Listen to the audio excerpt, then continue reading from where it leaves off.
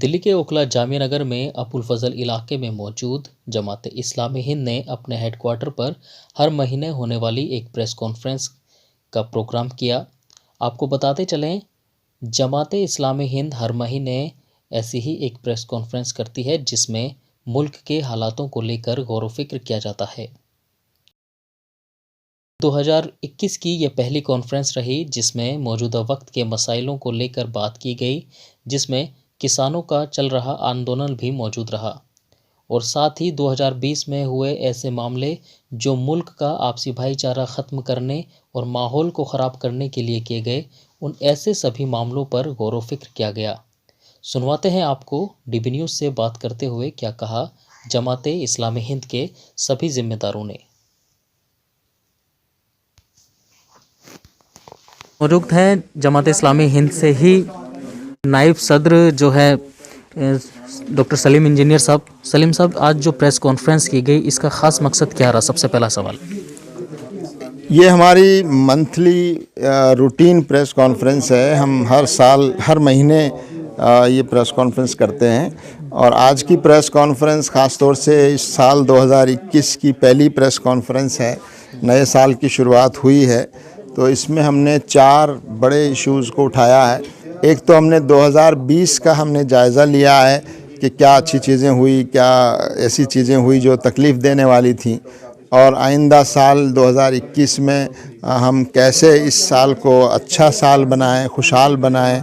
और ये जो गलत चीज़ें इस साल में हुई हैं, नफ़रत का माहौल फैला है और पोलराइजेशन हुआ है और वायलेंस हुई है जगह जगह, और जनता को, आवाम को प्रोटेस्ट करने पड़ रहे हैं बड़े बड़े।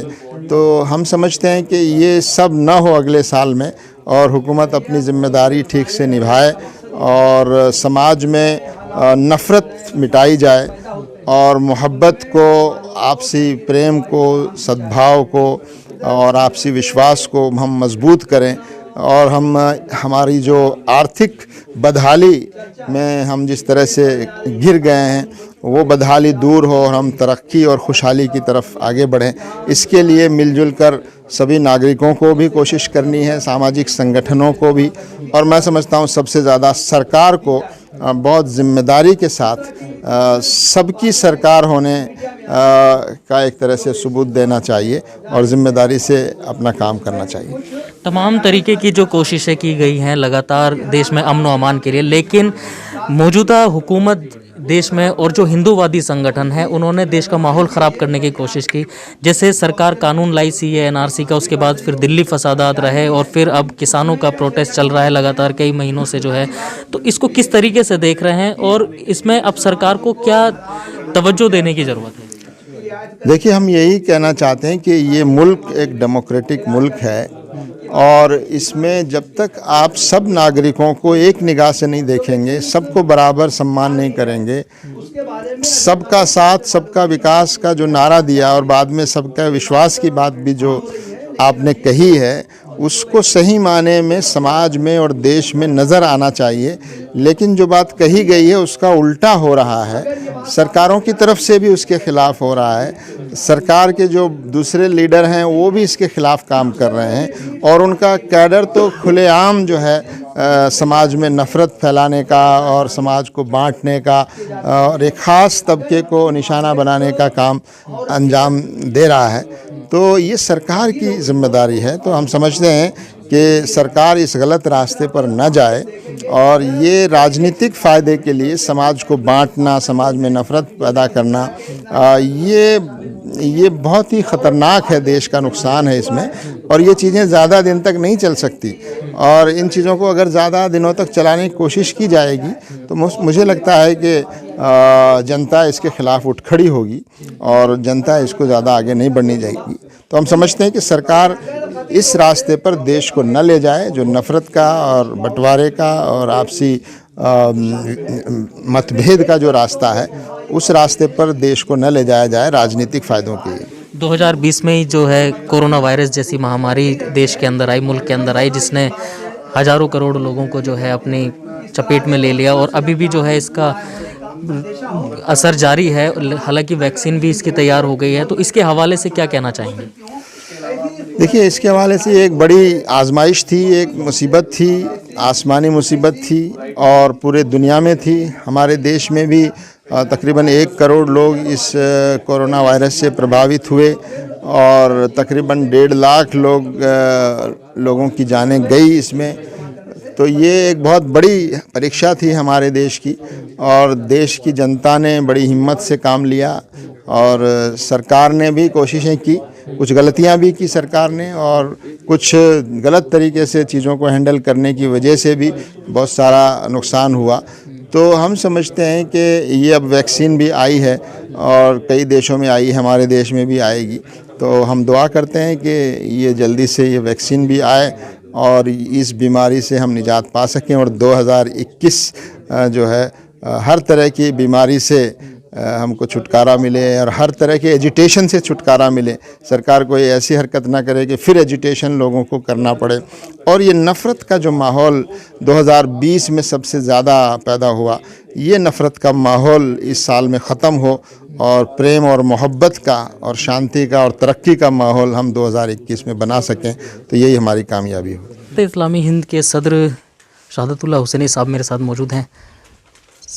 जिस तरीके से मुल्क का माहौल बनाया जा रहा है और पिछले साल जो रहा, शुरुआती दौर में फिर प्रोटेस्ट से ही इसकी जो है शुरुआत हुई, किस तरीके से देख रहे हैं इसको? और जैसे सीए की बात की जाए या दिल्ली फसादात की बात की जाए, जो मजलूमीन हैं जिनकी आवाज़ कहीं ना कहीं सरकार की तरफ से दबाई जा रही है और नेशनल मीडिया ने जो है लगातार जिस तरीके से मुस्लिम माशरे को बदनाम करने की कोशिश की, जैसे कोरोना वायरस में अगर हम देखें, इन सारे मसलों को किस तरीके से देख रहे हैं आप? और अब ये नए साल की जो शुरुआत हुई है, इसमें क्या जो है आपकी कार्रवाइयाँ रहेंगी मुसलमानों की आवाज़ को लेकर के और मजलूमीन को लेकर के? एक सवाल में सारे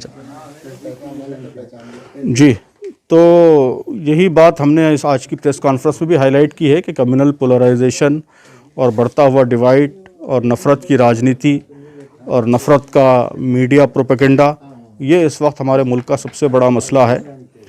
बल्कि मैंने ये बात भी कही है कि सारी दुनिया के लिए 2020 तो कोरोना वायरस के हवाले से याद किया जाएगा। सबसे बड़ी मुसीबत कोरोना वायरस की मुसीबत थी, लेकिन हमारे मुल्क में उससे बड़ी मुसीबत ये कम्युनल डिवाइड की मुसीबत है। वायरस तो वक्त के साथ चला जाएगा, लेकिन ये वायरस आसानी से ख़त्म नहीं होगा। तो इसलिए 2021 में हम सब की कोशिश होनी चाहिए कि इस बुराई से और इस लानत से मुल्क को नजात मिले, वरना ये हमारे लिए बहुत बड़ा डैमेज होगा, बहुत बड़ा नुकसान होगा। और इस मसले को हल करने के लिए हम सबको मिलजुल कर काम करना होगा। जमात भी इसके लिए मुस्तकिल कोशिश कर रही है कि समाज के तमाम तबक़ात को जोड़ा जाए और हर तबके में डायलॉग की, कम्युनिकेशन की और गलतफहमियों को दूर करने की, आपस में जोड़ने की तहरीकें चलाई जाएं। तो हम रिलीजियस लीडर्स के दरमियान, इंटेलेक्चुअल्स के दरमियान, नौजवानों के दरमियान, ख़वातीन के दरमियान, हर तबके में इस तरह की कोशिशें कर रहे हैं, ऐसे फोरम्स इवॉल्व कर रहे हैं। तो हम समझते हैं कि इस वक्त करने का सबसे अहम काम यही है, इसलिए कि यही इस वक्त सबसे बड़ा चैलेंज है जो मुल्क को दरपेश है। इबादत गाहों को लगातार निशाना बनाया जा रहा है उसके लिए। हाँ, ये भी ज़ाहिर है उसी प्रोजेक्ट का हिस्सा है। पोलराइजेशन जब आप बात करते हैं तो उसमें कई चीज़ें आ जाती हैं। इबादत गाहों को नुकसान पहुंचाना, वायलेंस, लोगों को मारना, मीडिया के ज़रिए नफ़रत का प्रोपेगेंडा करना और गलत क़वानीन लेकर आना, बड़े बड़े लीडर्स की तरफ से हेट स्पीचेस, कई सैकड़ों बातें इसमें शामिल हैं। तो वो सारी चीज़ें बुनियादी तौर पर इसी पोलराइजेशन प्रोजेक्ट का हिस्सा हैं। तो इस प्रोजेक्ट को हमें काउंटर करने की और इसका मुकाबला करने की कोशिश करनी चाहिए। तो जिस तरीके से 2020 की कुछ ऐसी कार्रवाइयाँ रही हैं सरकार की, जिसमें सीए, एनआरसी जैसे कानून लाए और ये नागरिकता संशोधन के बाद में जो है दिल्ली में दंगे हुए, दिल्ली फसादात रहे और ऐसी तमाम कोरोना वायरस जैसी बीमारी, और अब ये किसान आंदोलन जो है चल रहा है पिछले से, और साल का ये पहला महीना और दूसरा दिन, जिस तरीके से यहाँ पर ये उम्मीदें लगाई जा रही हैं सबके ज़रिए कि ये साल कुछ अपने साथ में खुशियाँ लेकर आएगा, और जो पूरी दुनिया के अंदर ये कोरोना वायरस जैसी महामारी है। इस हवाले से मैं आपसे एक सवाल और करना चाहूँगा। जो वैक्सीन है, इसमें तरह तरह की जो है बातें बनाई जा रही हैं कि ये कुछ इसके अंदर खंजीर की जो है चर्बी है या तमाम तरीके की बातें। जी जी जी जी, इसमें थोड़ा सा सवाल। नहीं, बहरहाल अभी हमारी शरिया काउंसिल ने उस सिलसिले में डिटेल फतवा जारी किया है। उनका कहना यही है कि आम हालात में हमको अवॉइड करने की कोशिश करनी चाहिए, अवॉइड करना चाहिए, हराम है खंजीर। लेकिन जो वैक्सीन में इस्तेमाल होता है, एक तो डायरेक्ट उसके अज्जा इस्तेमाल नहीं होते, बल्कि उसको चेंज किया जाता है, उसके अंदर बड़ा मेजर चेंज आ जाता है, ज़ाहिर है उसमें वायरस ग्रो किया जाता है, तो एक टोटली डिफरेंट चीज़ है, पहली चीज़। और दूसरी चीज़ ये है कि ज़िंदगी को बचाना इस्लाम में ये बहुत अहम है, जान की हिफाजत अपनी दूसरों की, ये इस्लाम में इसको बहुत अहमियत दी गई है।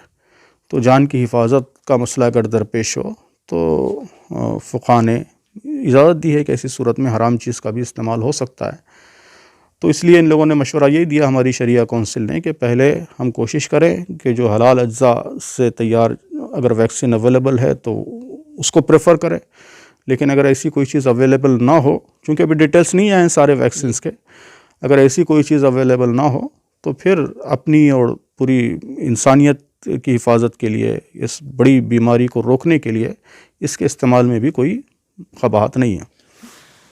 तो जिस तरीके से जब तक पूरी बात साफ़ ना हो जाए और जो उसकी तहकीक जो चल रही है अभी वो पूरी साफ़ ना हो जाए, जब तक जो है किसी भी मसले पर उसका फ़ैसला कर लेना जो है ये सही नहीं है।